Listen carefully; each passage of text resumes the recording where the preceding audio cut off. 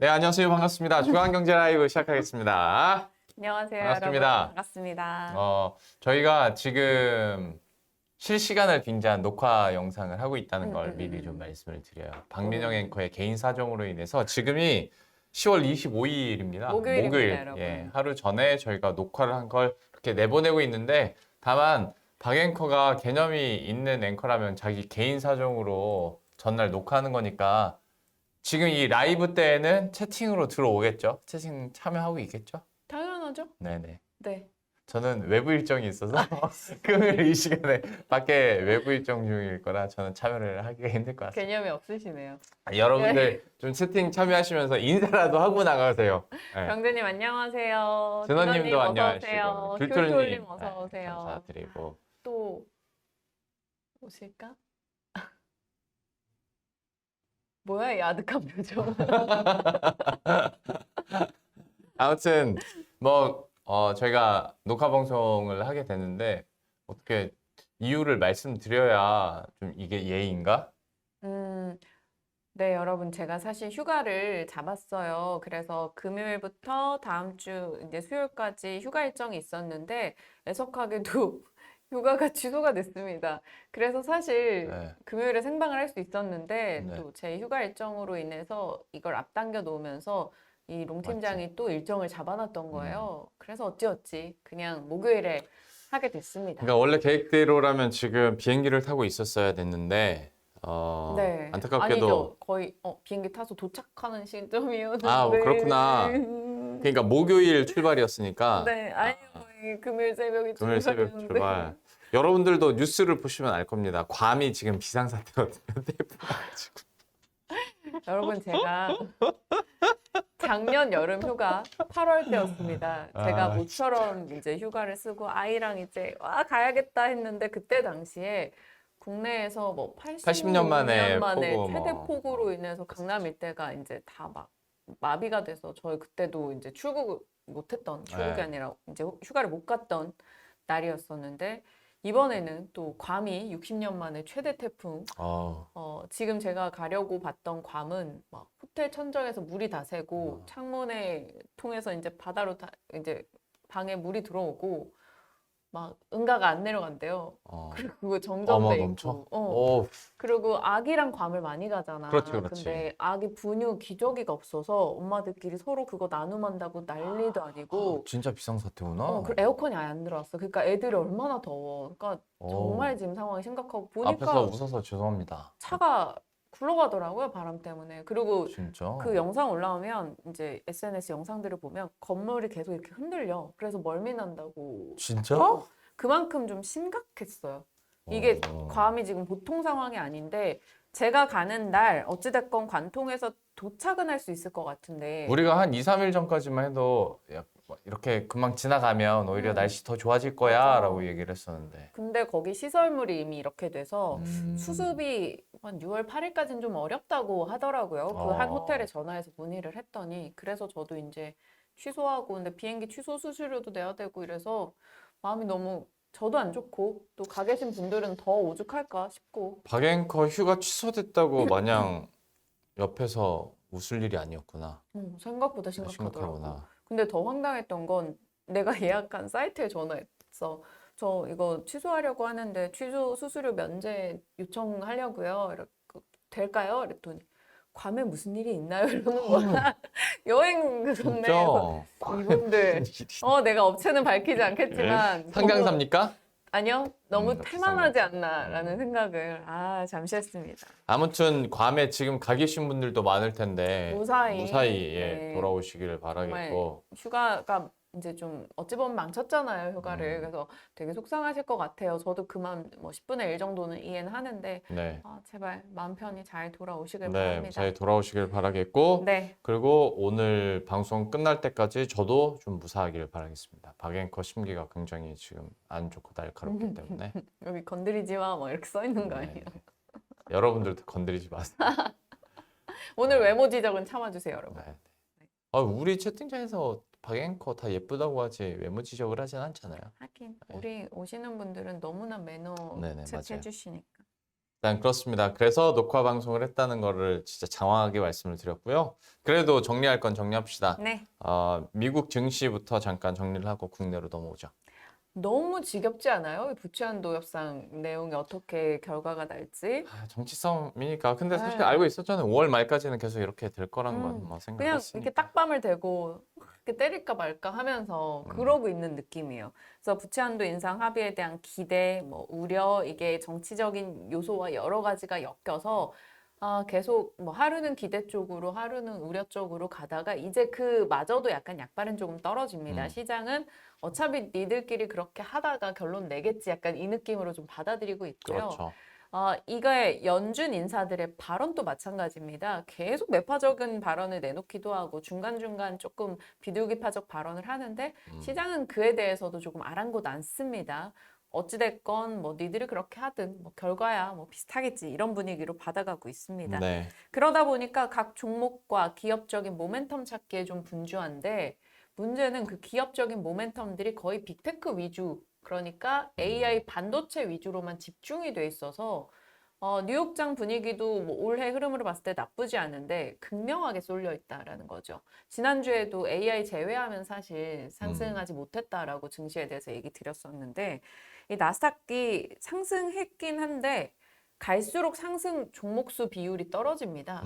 그러니까 하락하는 종목이 훨씬 압도적으로 많은데도 올라가는 건 결국 시총 상단의 앞단에 있는 종목들만 이제 올라가고 있다라는 거고, 애플, 뭐 마이크로소프트, 엔비디아, 알파벳, 메타, 아마존 등이 되겠습니다. 지금은 엔비디아 뭐 얘기는 엔비디아. 준비가 돼 있나요? 네, 있죠.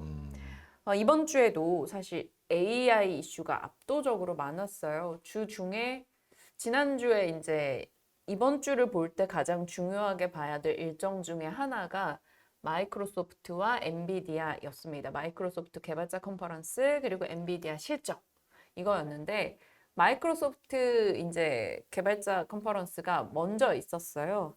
거기에서도 이제 정말 MS가 이 AI의 진심이구나 좀 느낄 수 있었던 게 이전에 3월에 있었던 개발자 회의에서는 그때 엑셀, 뭐 파워포인트 여기에 AI를 접목시켰었던 걸 공개를 했죠. 근데 이번에는 윈도우 사용자, 윈도우 컴퓨터에 AI를 심습니다.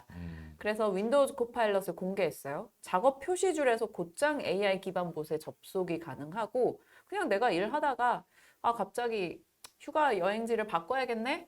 그러면 뭐 괌 말고 어디로 해서 일정 좀 짜줘? 라고 아무렇지 않게 내가 일하다가 그냥 그거 해놓으면 얘가 알아서 답변을 주는 거야. 괌에 무슨 일이 있나요? 라고 뭐 답이 오는 거 아니야? 그러면 근무 태만으로 내가 신고할 거야. 아무튼 그런 식으로 우리가 그냥 워드 쓰면서 어. 엑셀을 하면서 내가 기술을 쓰고 있다라고 못 느끼잖아요. 잘. 그냥 내가 내 일을 하고 있다라고 느끼죠. 근데 그쵸. 그런 것처럼 이제 AI가 자연스럽게 우리 생활에 접목될 수 있는 계기가 되지 않을까 그런 생각도 좀 듭니다. 그러다 보니까 이 마이크로소프트에 대한 월가 의견도 상당히 긍정적인데 54개 기관 중에 45개 기관이 매수나 강력 매수 의견을 내놓고 있어요.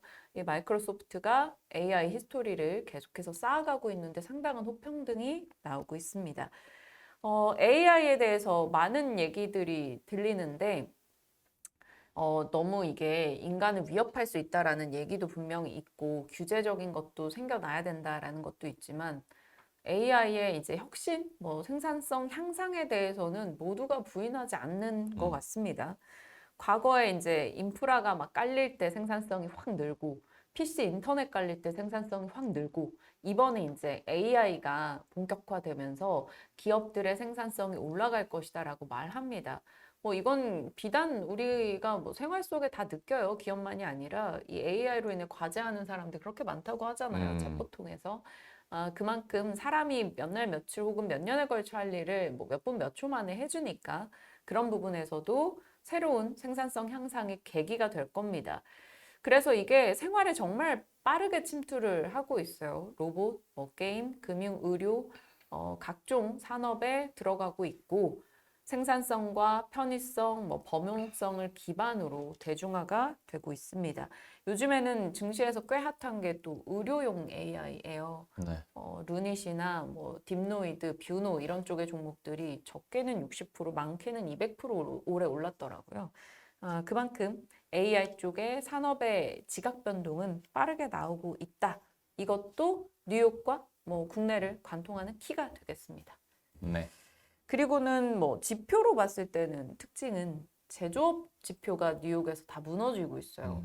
미국은 사실 뭐 서비스업이 더 위주긴 합니다만 제조업 데이터들이 좋지 않아도 좀 너무 안 좋아서 정말 제조업 경기가 꺾여서 경기 침체를 반영하는 거냐 이에 대한 우려감이 나옵니다.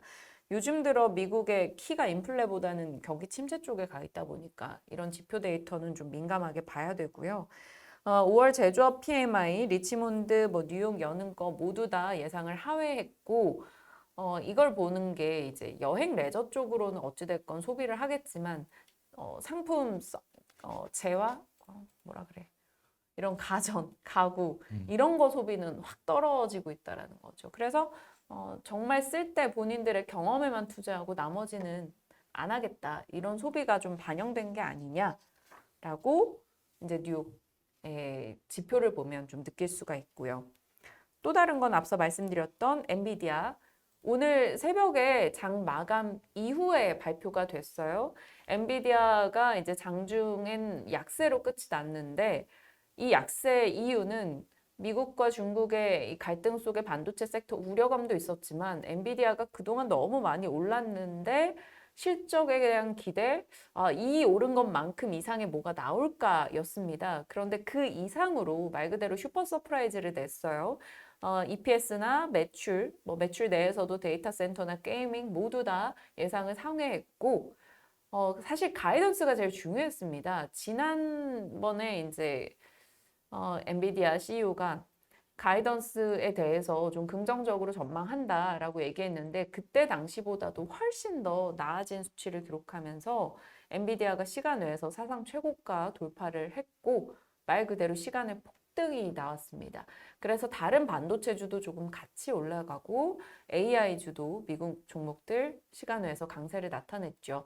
어찌됐건 AI 빅테크 업체들의 이제 경쟁 속에서 그 군비 경쟁 속에서 엔비디아가 최대 수혜가 될 수밖에 없다라고 하고 AI 반도체 가격이 뭐 4천만 원에서 6천만 원으로 최근에 뛰었습니다. 네. 그런데 챗봇에 들어가는 엔비디아 이 GPU 반도체가 뭐 10,000개 정도라고 하니까 얼마나 엔비디아가 돈을 지금 끌어들였는지를 우리가 확인할 수 있고 이제 엔비디아 내에서 이 AI 반도체 비중을 굉장히 지금은 작고 작은 수준이라고 이제 CEO가 얘기했는데 이게 커진다면 그 마진에 대한 기대는 꽤 클 수 있다. 이게 지금 반영이 된 거예요. 그래서 오늘 장중에도 국내장 이거 받아가서 SK하이닉스 5% 이상 뛰고 HBM 반도체 관련해서 후공정 업체들부터 해서 관련한 엔비디아 테마 종목들까지 싹 다 뛰고 있는 걸 제가 확인을 하고 왔습니다.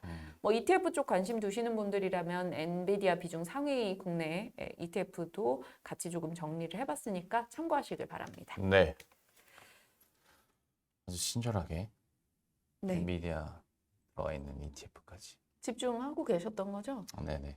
아니 다른 걸 찾아봤거든요. 그 우리 갖고 있는 거에는 엔비디아 비중이 있는 게 있을까 해서 한번 찾아봤는데 약에? 그렇습니다. 앞으로 더 확장해 가면 되죠. 그렇습니다. 언제나 고가는 채워지는 거니까요. 네. 국내 증시 나와보도록 하겠습니다. 국내 증시는 그거부터 어쨌거나 오늘 목요일이었고 여러분들에게는 지금 이 영상을 보시면서 어제 일이었겠지만 한국은행이 기준금리를 다시 한번 동결했다. 그다음에 한국경제성장률 목표치가 전망치가 또 하향 조정됐다. 이거는 이제 오늘 하루 동안 소화하면서 여러분 잘 아실 테고 이외에 증시 이슈들. 네. 한 주간 또 반도체였어요. 주초에도 반도체, 주중에 살짝 2차 전지로 관심이 이동했다가 다시 이 엔비디아로 인해서 다시 반도체에 관심을 좀 끌어왔습니다. 반도체 저점에 대한 기대감, 또 AI 경쟁 속의 반도체 수요 증가 기대감, 앞서 그 미국의 이슈를 그대로 받아가는 거고요. 그리고 주초에는 사실 일부 급등주 부담 심리가 있었어요. 2차 전지나 뭐 전력이나 엔터 이런 쪽에 대해서 슬슬 부담 심리가 나오다 보니까 이쪽 자금 빼서 이런 다른 좀 낙폭과대 실적주로 옮겨가야 되는 것인가 이런 기대감도 나왔습니다. 그리고 2차 전지 단기 낙폭 인식도 좀 등장을 해서 가열차게 빠졌던 2차 전지로도 자금이 꽤 집중이 됐고요. 바이오 이제 아스코 이 암 종양 학회 일정 기대감에 또 바이오주도 일부 올랐단 말이죠. 면역 항암제 위주로.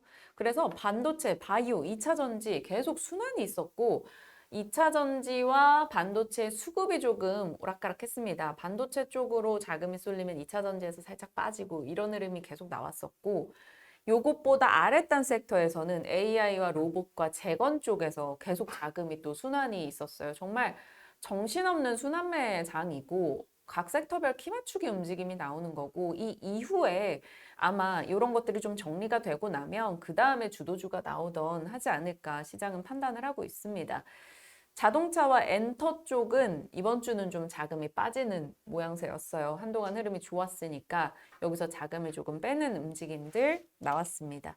주도주를 생각나는 대로 정리를 한 건데요. 1월에는 AI 로봇, 2월에 2차 전지, 3월 2차 전지, 4월은 자동차 엔터, 그리고 5월 초까지 이제 엔터가 받아갔고, 그 다음 이제 반도체로 지금 넘어와 있는 상황인데, 6월에도 이제 반도체가 찍힐 것인가, 아닌가, 뭐 요건 상황을 봐야 돼요. 어느 쪽도 자금 못 받고 시장 전체가 이 부채 한도 이슈가 잘못돼서 다 내려가게 될지 어떨지 6월장이 상당히 궁금해지는 상황입니다. 부채 한도 이슈 잘 안 돼가지고 내려가게 되면 이제 레버리지 사시는 분들 많으실 것 같고 반도체에 대해서는 물론 당연히 하반기에 좋겠지만 오히려 이제 기대감이 막 커지고 내년에 대한 뭐 약간 더 큰 기대감들의 기사나 뭐 전망들이 좀 있다 보니까 오히려 좀 누르는 사람들도 있더라. 그러니까 너무 과하다. 좋아지는 건 맞는데 하반기 들어서 좋아지는 건 맞는데 내년에 꼭 무슨 슈퍼 사이클이나 슈퍼 호황이 올 것처럼 나오는 그 기사들이 너무 과하다라고 눌러주는 사람들이 또 없지 않더라고요. 이것도 여러분들이 좀 참고하시면서 그래도 대장주들은 잘 갔으면 좋겠고. 뭐든 어느 쪽이든 편향에 빠지면 안 되는 것 맞아요. 같아요. 네. 지금 뭐 반도체에 대한 전망이 수요 빼고는 거의 다 우호적으로 바뀌어가고 있습니다. 그마저도 수요에 대해서도 긍정의 얘기가 나오곤 있습니다만 이것도 뭐 상황을 보면서 계속 조금 변화시켜 나가야 맞아. 되죠. 산업이 뭐 가만히 있는 게 아니잖아요. 계속 바뀌고 있으니까 여러분들도 그에 맞춰서 유동적으로 대응하시길 바랍니다. 좋습니다. 다음은 또 어떤 내용인가요? 섹터도 반도체를 꼽았는데 네. 이 트렌드포스에서 3, 4분기부터는 이제 공급보다 수요가 많아질 거다라고 얘기를 했어요. 이게 5월 24일 뉴스입니다. 저한테는 어제, 여러분께는 이틀 전의 뉴스가 되겠죠. 근데 저거는 공급이 줄어들면서 나타나는 거죠? 수요가 폭발적으로 네네네. 늘어난다기보다. 맞아요. 네. 감산 효과가 이제 네네. 반영이 된다라는 거고 그나마 다행인 것은 그래도 장기 계약 문의 사례가 늘어난다는 거예요. 이 말은 재고가 줄어들고 있기 때문에 장기적으로 이제 공급 계약을 맺는 곳들이 생겨나고 있다라는 겁니다. 네. 대만의 대표적인 반도체 업체 중 하나인 나냐가 또 재고 소진되고 있다라고 코멘트를 같이 덧붙이면서 오늘 반도체 섹터에 조금 좋은 심리를 준 하나의 요인이기도 했고요.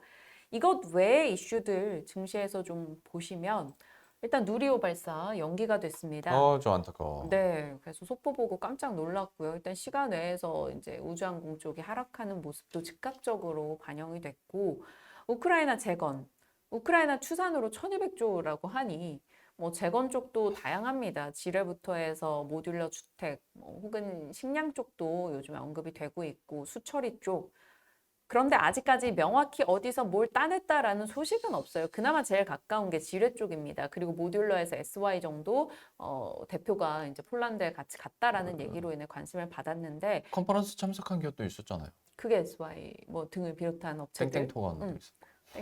그러니까 그런 쪽 중소형 건설사들부터 해서 그렇게 관심을 받았는데 사실 요건 진짜 트레이딩 관점으로만 일단은 보시는 걸로 하고. 네.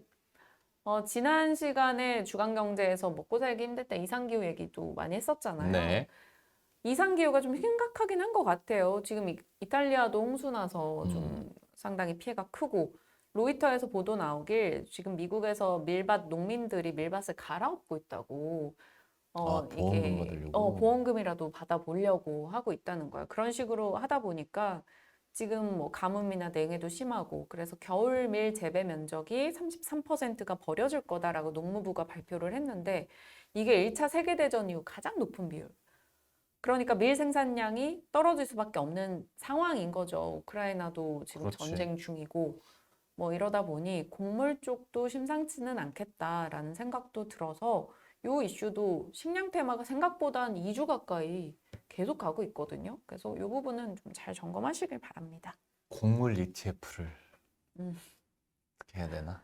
정말 회사 사람 다 됐네. 끝없이 이제 ETF 고민을 하고 있어요. 아니 왜냐면 곡물은 제가 잘 모르니까 곡물 하면 사실 뭐 해봤자 사료주 몇 개 아는 거 정도지 모르잖아요. 음. 그러니까 이렇게 모를 때는 ETF가 답이긴 하지. 만약에 진짜 투자를 한다면. 아, 우리는 곡물 ETF가 없어요, 우리 회사는. 만들어. 네? 만들어. 네. 참, 안 드세요? 누가 보시려나? 다음 이슈는 네. 증권사 보고서. 박은정 애널리스트님, 어디입니까? 하나증권입니다. 오, 요즘에 하나증권 리포트를 자주 소개해 주시네요. 요즘은 괜찮아요. 하나증권. 옛날엔 별로였어요?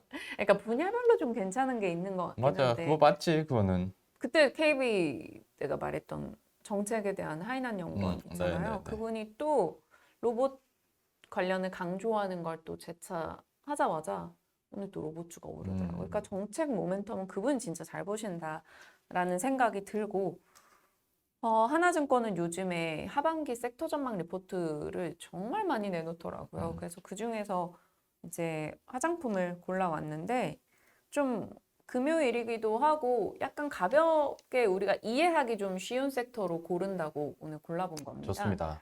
화장품 쪽이 예전에 와서 말씀드렸던 걸로 기억하는데 미국과 일본이 우리 화장품을 많이 쓴다 이런 얘기 드렸었잖아요. 맞아요. 그러니까 화장품 섹터에서도 지금 패러다임 변화가 나오고 있다라는 게 이 보고서에도 잘 소개가 되어 있습니다. 일단은 온라인에서 오프라인으로 패러다임. 이거는 우리가 코로나 시기에 집에서 화장품 주문을 많이 했었는데 네. 이제는 관광을 간다던가 하면서 오프라인 매장에서 사는 경우가 많아지고 그럴 경우는 마진이 조금 더 이제 판매사에게는 붙습니다. 그리고 과거의 한국 화장품은 기초에 좀 치중이 돼 있었어요. 그래서 한방, 자연주의 약간 이래서 막 이영애 씨가 모델 이렇게 막 청초하게 이렇게 있잖아. 막 설화수 후 뭐 뭐 그런 이런 거지. 거. 그런 거였는데 요즘은 워낙 케이팝이 붐을 하고 나니까 블랙핑크 메이크업 이런 쪽에 관심들이 많아졌다고 해요. 그래서 한국식 색조 화장품에 대한 관심이 올라가서 예전에는 기초 화장품, 이제는 색조 화장품 이것도 약간의 패러다임의 변화가 있었다라고 볼 수 있습니다. 네. 그냥 이영애 씨와 블랙핑크로 우리가 딱 떠올리면 될 것 같고 그 다음에 과거에는 오로지 중국 모멘텀이었어요. 그런데 지금은 비중국, 미국부터 일본 혹은 다른 아시아 국가에서 한국의 제품을 선호하고 있다라는 점이 큰 패러다임의 변화가 있었다라고 합니다. 그래서 이 보고서에서도 화장품 섹터에 대해서 비중 확대 의견을 내놓지만 기존의 뭐 아모레퍼시픽 혹은 LG 생활건강 이런 쪽이 아니고 ODM사들 혹은 색조 화장품 업체들 이런 쪽으로 조금 초점을 맞추고 있습니다. 그래서 뭐 롱 팀장은 잘 모르시겠지만 여성 앵커들 분장실에서도 그렇고 거의 다 약간 라이너 클리오 쓰거든요. 아, 그래서, 그래요? 클리오 라이너 많이 써요. 그래서 클리오도 들어가 있고 뭐 색조 쪽에 아이패밀리 SC 있고 CNC 인터 이런 쪽 여기서 언급을 했는데 이 종목들도 관심을 뭐 증권사 보고서대로 가져도 되겠지만 그냥 이 패러다임의 변화 자체에 대해서 인지를 해본다면 왜 잉글루드랩, 뭐 코스메카 코리아, 뭐 실리콘투 이런 쪽이 관심을 받았는지 여러분도 한 번 더 느끼실 수 있지 않을까 싶습니다. 난 여기서 어떤 K-팝이나 K-컬처에 대한 그 영향력을 다시 한번 느끼는 게 화장품 같은 경우에도 색조도 그렇고 뭐 저가형 화장품도 그렇고 사실 중국 안에서 자체 브랜드가 워낙 많이 생기고 또 품질도 좋아지다 보니까 우리가 확 떨어졌었거든요. 그쪽 분야에서. 맞아요. 색조까지도. 근데 이게 K-컬처가 일으켜주니까 K 화장품에 대한 수요가 다시 좀 이렇게 보는 진짜 대단합니다. K-팝으로 인해서 음, 뒤따르는 소비? 음. 그거는 진짜 경제적 규모 같이 그러니까. 환산이 어려울 맞아, 정도라고 맞아. 했었어요. 대단하네. 그것도 한국 수출입 통계에서 그런 코멘트를 내놓더라고요. 대단합니다. 이런 대단합니다. 색조 분야에 있어서는 그래도 BTS보다는 블랙핑크가 더 많이 도움을 줬을 거 아니야? 뭐 아니면 지금 피프티라던가. 피프티. 네. 너무나도 대단한 일을 하고 있다라는 점. 그리고 실제로 그 영향력이 이렇게 산업적으로도 생각지도 못한 분야까지 이렇게 가고 있다라는 거. 서진 보고 나서 불닭볶음면 판매 이런 거 생각해보면 진짜 아, 거기 불닭볶음면이 나요. 서진의 메뉴 중에 하나인데 불닭볶음면이 나오니까 원래도 잘 팔렸지만 또 엄청난 판매 그래. 데이터를 자랑한다고 보고 있으면 합니다. 먹고 싶지. 난 그래서 그 뒤로 진짜 많이 먹었어요. 보면서. 좋습니다. 음. 대단하네. 아무튼 이런 패러다임 흐름들을 좀 아시며 어디 가서 얘기하고 아는 척하기도 사실 좋잖아요.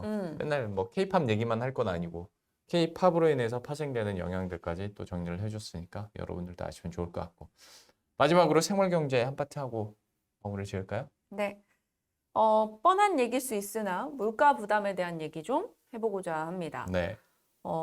외식 품목이 서울 시내 판매 가격 1년 새 적게는 6%, 많게는 12%가 올랐어. 내가 막 항상 말하는 건 여기 여의도 여기 이 지하 내려가잖아요. 김밥 한 줄에 7,500원입니다. 말이 됩니까 이게? 과거에 2,500원을 이러지 않았니? 그러니까 정말 김밥 뭐 이쪽도 가격이 그 김밥이 유달리 비싸긴 하지만 그렇긴 하지. 많이 백김치 하나 이렇게 둘러줬다고 7,500원. 묵은지 참치김밥 그거 얘기하시는 거죠? 맞아요. 너무 비싸요. 비싸긴 하고 이것도 충격적이야. 삼겹살 200g에 이제 막 2만 원. 진짜? 막 그러니까 식당에서 음식점에서겠지. 사 먹을 때 200g에 2만 원이면 정육점이 이 정도면 삼겹살 끊어야지. 너는 끊을 수 없을걸요? 돈 많이 벌어야지. 삼겹살 제일 좋아하더라고요. 맞아요. 삼겹살 뭐 2만 원씩 내 눈앞에 뒀고 비빔밥 1,000원 넘었고요. 와. 짜장면도 이제 1,000원 육박하고요. 맞아요. 이미 10,000원 넘은 지 여의도는 오래됐어요. 넘은 곳들이 네. 꽤 있죠. 외식비가 한 번 오르면 잘 안 떨어지는 특성이 있기 때문에 외식비 고공행진이 계속되고 있다. 먹는 것도 올라가고 있고 요즘에 전기요금, 공공요금 이런 쪽도 올라갑니다. 서울시가 이제 하반기 대중교통 요금을 지금보다 12에서 33% 단계적 인상을 준비하고 있어요. 지하철 같은 경우는 이번에 150원 올리는데 2024년도에 또 150원을 올릴 예정입니다. 그러니까 지하철 요금도 꽤 올라가고 마을버스는 한 번에 30% 인상 그래가지고 꽤나 서민 물가에 상당히 부담이 되지 않을까 싶습니다. 말도 안 되는 얘기긴 합니다만은 정부에서 이런 공공요금 올릴 때 뭐 전반적인 뭐 수준이나 원자재 가격도 다 반영을 하겠지만 각 그룹사 인사 담당자들이랑도 한번 얘기를 좀 했으면 좋겠어요. 왜? 공공요금 한 12% 올릴 테니까 너네도 월급 12%씩은 올려줘야 된다. 그래야 국민들이 먹고 산다라고 하지. 맞아. 이게 월급은 이렇게 나 진짜 할 말이야. 맞습니다. 교통요금도 올라가지. 내 월급만 안 올라가지, 오르는. 뭐 그런 상황이지. 그러니까 우리 대한민국 월급쟁이들의 실질 소득은 계속 줄어들고 있는 상황인 거지. 인플레이션을 못 따라가고 있다 보니까. 아무리 아껴도 안 돼. 막 그런 느낌이야. 1분기 전기가스 요금이 가정 기준으로 1년 전보다 30% 올랐대. 그러면 외환위기 이후 최대 상승 폭입니다. 다른 나라 대비 아직 한국은 전기료가 조금 싸다 하지만 우리가 느끼는 체감은 전기가스 요금 부담이 상당합니다. 이제 관리비 받아보면 와 이게 뭐야 이런 경우들이 요즘에 많고 뚝배기 버려야겠어. 뚝배기 버리고 양은 냄비만 써야지. 가스비 조금이라도 아끼려면 뚝배기는 늦게 끓잖아요. 안 되겠다. 엄청나게 몰입 중이신데. 아니 왜냐면 제가 이런 공과금을 제가 관리하니까 와 진짜 장난 아니에요. 충격적이야. 그래서 코드도 열심히 뽑아두고 있어요 요즘. 그렇게 하면 뭐 연간 10% 할인 아낀다고 그러더라고. 그리고 그냥 해외 직구를 한 번 안 하면 돼요. 박앵커는. 그럴게요. 오늘은 안 건드리겠습니다. 미안합니다. 사람은 금붕어야? 미안합니다. 미안합니다. 네. 오늘은 안 건드린다고 했던 걸 미안합니다. 작년에 4번 전기요금 올렸고요. 올해 1월 그리고 5월 16일에 최근 올렸죠. 이게 우리 가정도 가정인데 자영업이 조금 심각히 걱정이에요. 맞아요. 하지 마세요. 저만 잡아주세요, 피디님. 그래서 자영업이 너무 걱정인 게 음식점이 여름에 덥습니다. 맞아요. 네, 더운데 이 자영업 심각한 얘기하고 있는데 지금 집중 안 해요? 맞아요. 그래서 음식점인데 갔는데 더우면은 안 먹고 나올 거 아니야. 국밥집 갔는데 더워 봐. 그렇죠. 왜 공감해주고 있잖아, 너의 내용에. 요즘 애들 말로 정말 킹받는 표정하고 앉아 있는데 왜 너의 말에 너무 공감하고 있는 거지. 편집하고 다시 하자. 라이브인데 무슨 편집이에요? 규영 PD 어떻게 좀 해보세요. 자영업이 이제 음식점들도 에어컨 가동에 부담이 있고 학원도 온도 습도에 다 민감한 모든 것에 민감한 우리 수험생 여러분들 그분들 학원에서 또 온도 맞춰야 되고 그리고 뭐 코인 노래방, 편의점, 스터디 카페 이런 데는 24시잖아. 그런데 에어컨을 계속 돌리기에 부담이 되니까 영업시간 단축을 고민하는 점주들도 많아지고 코로나 시기를 겪었던 자영업자들이 지금 대출금 올라가지, 대출 이자 비용 금리도 올라가지, 올라가지. 전기 가스요금 올라가지, 7월이면 이제 최저임금 결정 앞두고 있단 말이죠. 그러면 이런 비용에 대한 부담이 점점 커지고 있어서 아마 물가 부담에 직격탄은 자영업에서 좀 많이 맞지 않나 생각이 들고 산업계도 한번 찾아봤거든요. 네. 단위당 8원 정도 전기요금이 올랐어요. 산업용 전기는 근데 워낙 싸잖아요. 싸다 해도 이제 기업체들 입장에서 지금 경기 침체 얘기가 나오는 상황에서 이 전기료 부담이 꽤 크더라고. 삼성전자만 봤을 때 한 1,600억 이상 올해 전기요금을 더 내야 되는 상황이야. 이 8원 올라간 걸로. 그리고 나머지 뭐 현대제철 500억, 뭐 LG 디스플레이 뭐 480억, 하이닉스가 800억 정도 전기요금을 더 내야 됩니다. 이 반도체나 디스플레이, 철강, 뭐 시멘트 이런 데도 소성로나 혹은 뭐 그 반도체 공장이나 다 24시간 가동을 해야 되기 그렇죠. 때문에 네. 전기 부담이 조금 있어요. 근데 이런 쪽에서 전기료 인상 이런 게 부담이 되기 시작하면 철근이나 각종 자재값이 올라가서 또 예를 들면 건설 섹터의 수익성이 악화될 수 있고 이런 식으로 좀 꼬리에 꼬리를 물기 때문에 이런 부분들을 단계적으로 어떻게 소화해 나가는가가 좀 중요한 것 같습니다. 사실 올릴 수밖에 없는 상황이라고 한다면 이에 대한 기업들의 또 다른 대책도 좀 마련이 필요하죠. 그래서 요즘 산업계에서는 반드시 돌려야 되는 생산 공정을 제외하고는 조금 에너지 다이어트를 한다고 해요. 그래서 PC도 다 끄고 퇴근하기 뭐 이런 운동을 한다던가 아니면 이제 사람이 좀 덜 다니는 계단이나 창고 이런 데 공조를 꺼놓던가 이런 식으로 뭔가를 하고 있다고는 합니다. 그래서 뭐 개개인들도 그런 거에 좀 동참을 해야 되지 않을까 싶고 전기가스 올린다라는 얘기, 전기 요금 올린다라는 얘기 나오고 나서 선풍기 판매가 거의 한 3일간 300% 늘었다고 해요.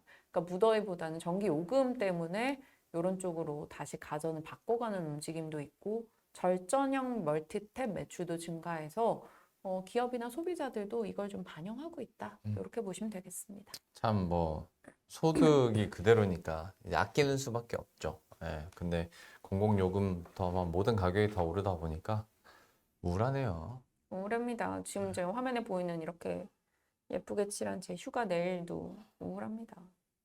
휴가도 못 가는데. 그래도 우리 머니투데이 방송 시청자 여러분들은 박앵커를 한 번 더 볼 수 있어서 너무 좋으시겠어요. 저도 그게 유일한 위안이더라고요. 내일 가서 시청자분들과 소통할 수 있다라는 게. 여러분, 내일 만나요. 근데 난 진짜 좋아. 왜냐면 엔비디아가 오늘 시간에서 이렇게 흐름이 있었고 하니까 밤사이 뉴욕장이 어떤지 궁금한 거야. 그래서 그거를 내일 아침에 내가 좋을 때 딱 브리핑을 하고 싶은데 못해서 어떡하지 싶었는데 휴가가 취소가 되니 할 수 있네요, 여러분. 내일 아침도 열심히 브리핑 준비하겠습니다. 네. 이게 여러분 정신 승리라는 겁니다. 좋은 걸 찾아서. 네, 이게 정신 승리입니다. 아무튼 저희 뭐 어떻게 하다가 일단은 박앵커의 괌 여행 때문에 하루 전날에 이렇게 녹화를 하게 됐는데 태풍으로 인해서 무산이 됐고 네 결국 네 이렇게 암울하게 암울하지 않아요. 괜찮아요. 반도체 뭐 소식들도 좋은 흐름이 있고 많은 분들이 오늘장에 좀 이득이 나고 있으면 좋을 텐데 내일장까지 이제 생방에서 반영을 하면 참 좋은데 아쉽긴 하지만 그 내용들까지 해서 다음 주에 또 제가 다 반영해서 돌아오도록 하겠습니다. 네. 저희가 오늘은 그러니까 실시간이 아니다 보니까 이 마지막까지 몇 분이나 계실진 잘 모르겠습니다만 그래도 끝까지 함께 해주신 여러분 있다면 너무나도 감사드리고 식사 맛있게 하시기 바랍니다. 고맙습니다, 여러분. 안녕.